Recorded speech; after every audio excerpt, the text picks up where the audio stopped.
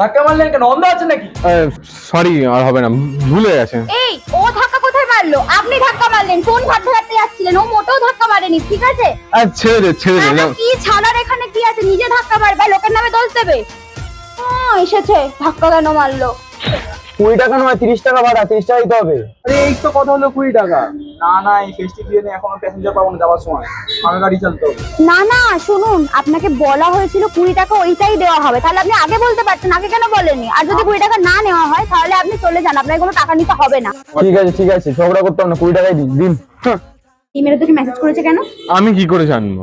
আমি কেন কি জানি? হ্যালো, আপনি আমার বয়ফ্রেন্ডকে মেসেজ করেছেন কোন আক্কেলে? আপনি যদি আমার বয়ফ্রেন্ডকে আর একটা মেসেজ করেন কোনোদিনও, তাহলে আমি আপনাকে আপনার বাড়িতে গিয়ে কবর দিয়ে আসবো, বুঝেছেন? বন্ধু চুপ কর।